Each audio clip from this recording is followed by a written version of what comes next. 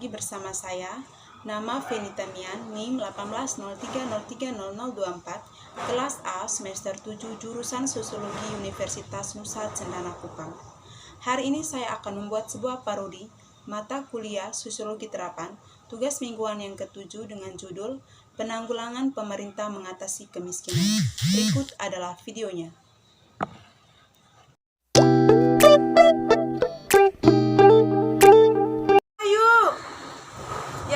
Kita nggak nyangka ya Bu, akhirnya di desa kita ada terima bantuan dari pemerintah.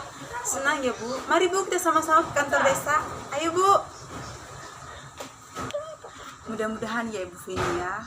Ya palingan kalau kita terima uangnya hari ini bisa mencukupi kebutuhan ekonomi kita ya Bu Feni. Saya senang sekali Bu. Akhirnya ya setidaknya bisa membantu lah Bu. Begitu. Baik, selamat siang Bapak dan Ibu sekalian yang sudah hadir di tempat ini. Terima kasih karena sudah mengindahkan undangan kami dari aparat desa. Baik Bapak dan Ibu, dengarkan baik-baik.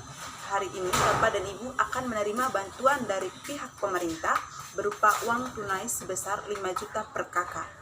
Gunakan uang ini sebaik mungkin untuk kebutuhan ekonomi Bapak dan Ibu yang ada di desa ini.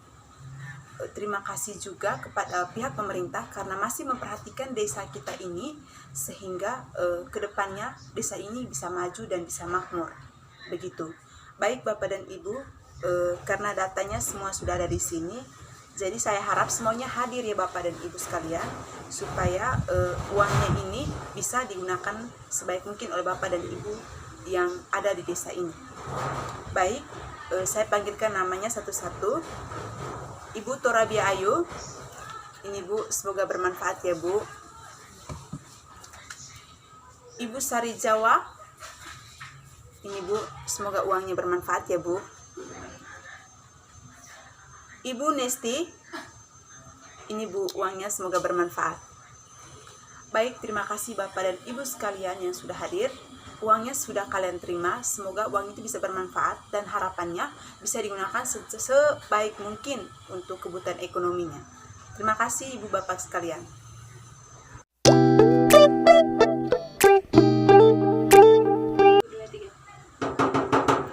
Ya, silakan masuk.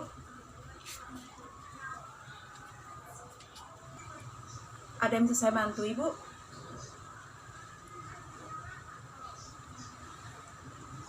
Mohon maaf Bu, mengganggu waktu Ibu sebentar. Saya ingin melamar di perusahaan Ibu. Ini data profil pribadi saya Bu. Silakan Bu.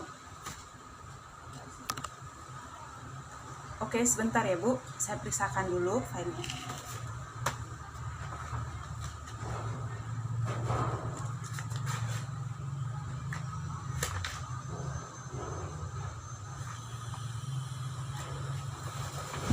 Baik Bu. Berdasarkan data Ibu, saya yakin Ibu pasti bisa kerja sini.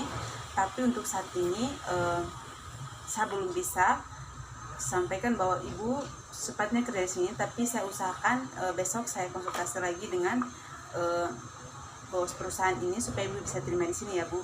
Tapi kalau melihat data Ibu di sini bagus untuk perusahaan ini. Untuk bagian Ibu di administrasi Ibu. Jadi kalau misalnya sebentar saya serahkan berkas ini kepada bos saya, nanti bagaimana apakah Ibu terima atau tidak nanti saya telepon ya Bu. Baik Bu, terima kasih ya Bu. Halo, selamat siang Ibu. Iya Ibu, saya dengan Ibu Feni. Ya betul Ibu. Jadi begini Bu, berdasarkan lamaran kerja yang Ibu kasih tadi, kami dari perusahaan menerima lamaran kerja Ibu. Jadi mulai besok Ibu bisa bekerja di sini di bagian administrasi Bu. Ya baik Bu, sama-sama Ibu. Mari Bu.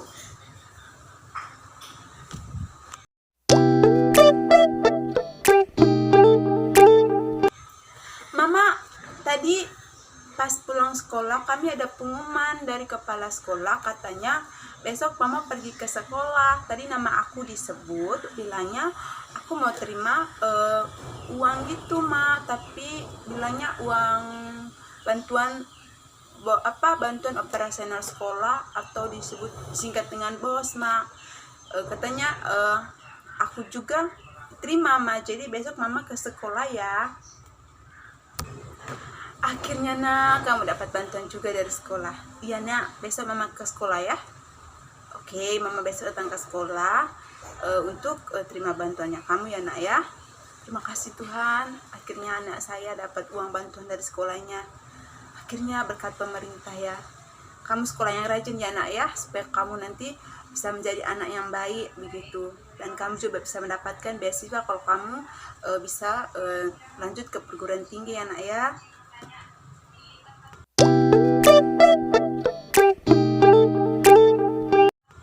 Baik, tolong ini diperhatikan baik-baik ya. Ya, kontribusinya harus bisa dipisahkan dengan baik ya, supaya nanti kamu bisa tahu keuntungan dan kerugiannya ya. Oke, bagian ini kamu catat semua data-datanya, nanti disesuaikan dengan pemasukan dan pengeluarannya ya. Oke, sebentar ya. Halo Mak. Iya Mak, selamat siang. Iya Mak, aku lagi kerja. Bapak kenapa Mak? Ya ampun, ya udah Mak, yaudah aku pulang ya Mak ya. Kita antar Bapak ke rumah sakit ya Mak. Ya Mak ya, ya aku izin aja ya Mak ya. Ya Mak. Tani ya, tolong kamu urusin bagian aku ya. Aku izin dulu, Bapak aku sakit ya. Ya aku permisi dulu ya. Bapak, udah tau sakit masa aja kerja. Gini kan, jadinya sakit kayak gini, ngerepotin aku, ngerepotin anak. Untung aja kita ada BPJS ya Bapak ya. Kalau tidak, biaya rumah sakit mahal loh Pak.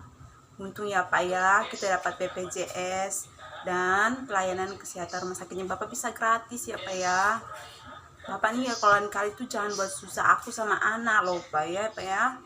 Jadi Bapak cepat sembuh. Mari Pak kita pulang ya Pak ya. Semoga nanti Bapak kalau setelah minum obat ini Bapak cepat sembuh ya Pak. Mari ya Pak kita pulang. Tuh kan Bapak, aku kan udah bilang sama Bapak kalau Pak capek tuh jangan paksa kerja gitu. Jadi kan Mama yang harusnya urusin Bapak itu. Jadi ini obat Pak, Bapak minum 3 kali 1 ya Pak, yang ini. Yang ini Bapak minum 2 kali 1 supaya Bapak cepat sembuh ya Pak ya. Mak, semua urusan administrasi sudah lancar kan Mak? Untung aja ya Mak ada BPJS. Kalau tidak pasti biaya rumah sakit Bapak itu mahal. Apalagi secara kan ekonomi kita tuh masih bisa dibilang tidak mampu ya Mak ya. Untung aja ada BPJS. Cepat sembuh ya Pak ya. Oh iya Mak, Pak aku lanjut kerja ya. Aku tidak enak sama karyawan yang lain. Jadi mungkin aku pulangnya sore itu. Ya udah, Bapak cepat sembuh ya Pak ya. Bapak jangan sakit, istirahat yang banyak. Ntar sore aku bawain buah-buahan untuk Bapak ya. Yaudah Mak, aku pamit dulu. Permisi.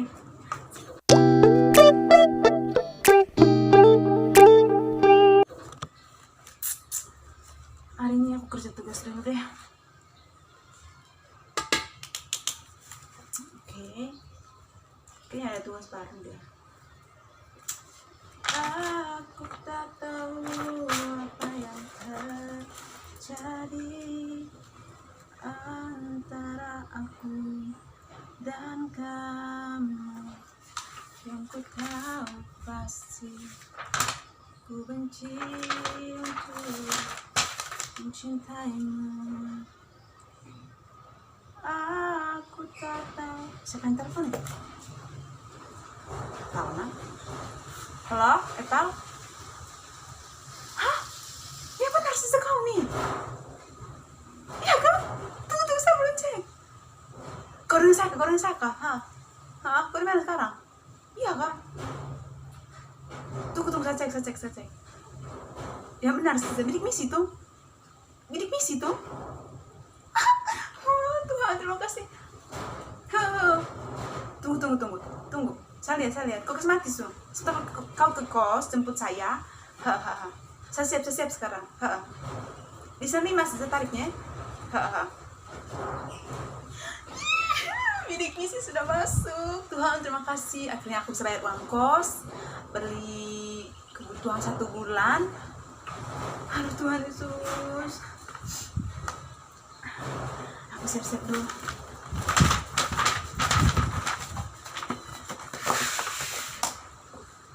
Masalah besar yang dihadapi negara sedang berkembang adalah kemiskinan. Tidak meratanya distribusi pendapatan memicu terjadinya ketimpangan pendapat yang merupakan awal dari munculnya masalah kemiskinan. Membiarkan masalah terlarut-larut akan semakin memperkeruh keadaan dan tidak jarang dapat menimbulkan konsekuensi negatif terhadap kondisi sosial dan politik. Masalah kesenjangan pendapatan dan kemiskinan tidak hanya dihadapi oleh negara yang sedang berkembang, namun juga dihadapi oleh negara maju. Walaupun demikian, masalah ini bukan hanya menjadi masalah internal suatu negara, namun telah menjadi permasalahan bagi dunia internasional, tidak terkecuali negara Indonesia. Kesalahan pengambilan kebijakan dalam pemanfaatan bantuan dana atau pinjaman tersebut justru dapat berdampak buruk bagi struktur sosial dan perekonomian negara yang bersangkutan. Masalah kemiskinan memerlukan perhatian khusus dari pemerintah. Sehubungan dengan peran pemerintah dalam setiap program pembangunan yang bersentuhan dengan kepentingan publik, Sumo Diningrat pada tahun 1999 menegaskan bahwa program pemberdayaan masyarakat dirancang oleh pemerintah untuk memecahkan 3 masalah utama pembangunan, yaitu pengangguran, ketimpangan, dan pengentasan kemiskinan. Upaya pengentasan kemiskinan yang dianjurkan menurut kebijakan pemberdayaan masyarakat tak lain adalah kebijakan memberi ruang gerak, fasilitas publik, dan kesempatan-kesempatan yang kondusif bagi maraknya kemampuan dan kemungkinan kelompok masyarakat miskin untuk mengatasi masalah mereka sendiri dan tidak untuk justru menekan dan mendesak mereka ke pinggir-pinggir atau ke posisi-posisi ketergantungan.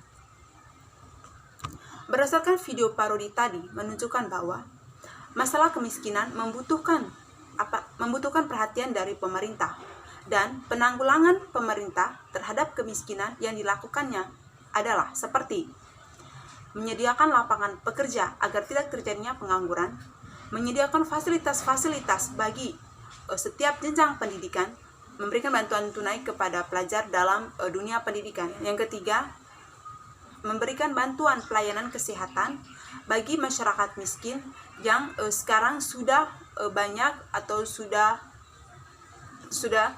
sekarang sudah mengeluarkan berbagai bentuk bantuan-bantuan untuk kesehatan masyarakat. Dalam hal ini yaitu adanya bentuk-bentuk kartu seperti BPJS, lalu bantuan kepada mahasiswa dalam universitas seperti bantuan bidik misi ataupun beasiswa-beasiswa lainnya, sehingga mahasiswa bisa mendapatkan pendidikan yang layak atau mendapatkan fasilitas-fasilitas kampus ataupun sekolah yang baik seperti mahasiswa lainnya yang rata-rata memiliki ekonomi di atas atau tergolong kelas atas begitu. Program-program yang dilakukan oleh pemerintah tersebut menunjukkan bahwa itu adalah salah satu penanggulangan kemiskinan agar tidak terjadinya kemerosotan kemiskinan yang terus-menerus yang terjadi dalam masyarakat. Sehingga demikian masyarakat bisa mendapatkan atau bisa merasakan dampak atau akibat dari bantuan pemerintah tersebut baik secara langsung maupun tidak langsung, dan bisa mensejahterakan masyarakat itu sendiri sehingga masyarakat itu bisa melaksanakan segala aktivitas mereka atau bisa mendapatkan hak atau kewajiban yang layak mereka terima dari pemerintah. Sekian dan terima kasih.